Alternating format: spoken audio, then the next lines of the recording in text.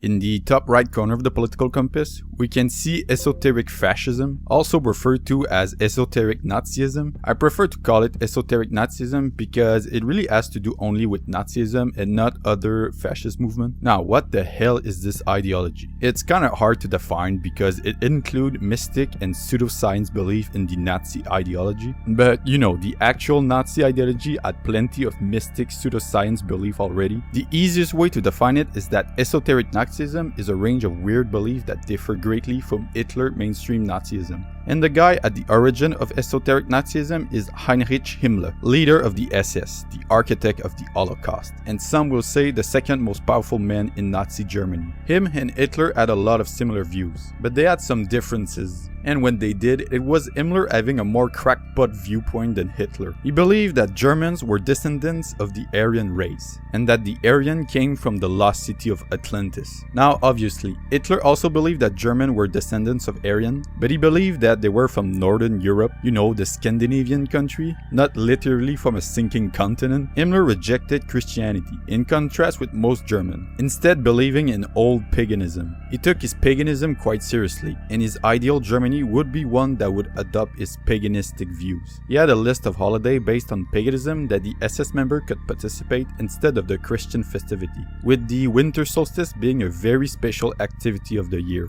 He wanted to convert as many SS members to his pagan belief. But despite his effort, most members would still identify as Christian. Himmler's religious views were pretty confusing and imprecise, so it fails to convince many. He saw his organization as a knightly order, akin to the Templars Order or the Titanic Knights. He bought the Wewelsburg Castle to be an SS cult meeting area. This castle used to reside the King of Prussia, and Himmler liked it because of its mystical appeal. The Battle of Teutoburg Forest took place not far from the castle. This was when German tribes defeated the Romans. He did also redecorated the place to resemble some shit you would find in Wolfenstein the New Order. A lot of icon and imagery of the SS are inspired by Himmler's interest in the mystic and the occult. For example, the two lightning bolt S from the SS logo are a pair of runes made by Austrian occultist Guido von List. Himmler also was a big fucking fan of Skull. Himmler eventually founded the Himmler, a think tank hell-bent on finding proof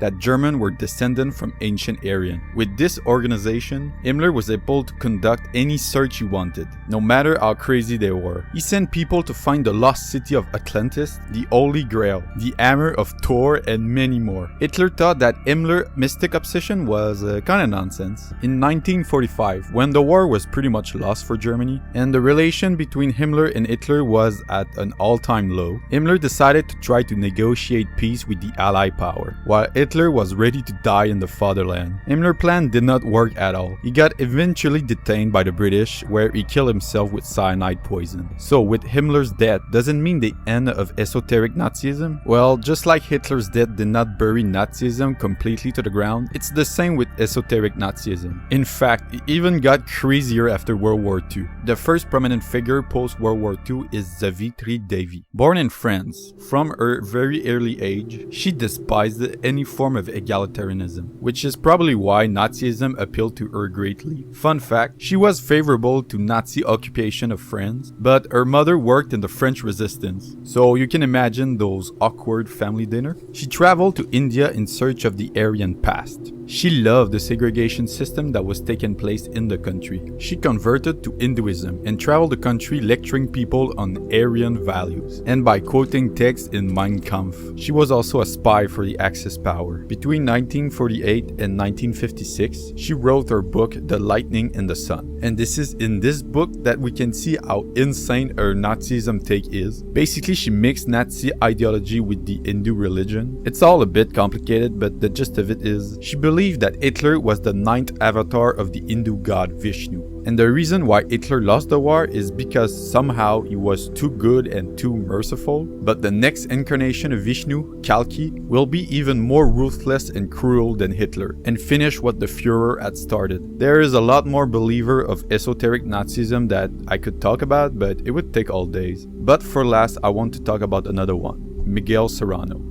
A Chilean diplomat, he is the author of many books, but it is Adolf Hitler the ultimate avatar, which is his magnum opus, arguing that Aryan have extraterrestrial origin. In the book, he explained that there were once these beings who founded Hyperborea. Hyperborea is a terrestrial but non-physical place, which exists beyond the mechanistic universe. Hyperborean are asexual beings who reproduce using plastic emanation. Basically, what you need to know is that Hyperborean are like super duper fucking cool. Unlike the Demiurge, these ones are super duper fucking lame. Demiurge are the masters of planet Earth. And one day, out of sheer boredom I guess, they decided to create the Neanderthal. The Hyperborean were horrified by the Demiurge creation. Because the Neanderthal are like ugly, they smell bad, and are like stupid. You know, they're just like fucking cavemen. Hyperborean decided to take matters into their own hands. They disguised themselves in material body and descended on the second Hyperborea, a ring-shaped continent around the North Pole of planet Earth. With their magic power, they've raised the Demiurge creation above their animalistic condition. But then, something terrible happened. Some Hyperboreans started to mingle their blood with the Demiurge creation, which I'm pretty sure it means that they're boned together. According to Seranno, planet Earth is now the battleground between the Aryans, which are descendants of the Hyperborean, and the Demiurge creation descendants, which are the Jews and pretty much anybody else. The Aryans must keep their blood pure from the non-Aryan. Now, you may be wondering, how come nobody know about the Hyperborean and the Demiurge? Well, according to Seranno, the last documents relating to the Hyperborean were lost during the destruction of the Library of Alexandria. Seranno also claimed that Hitler had survived World War II and has taken refuge in Antarctica. And when the time is right, Hitler will make contacts with the Hyperborean gods and start the Fourth Reich.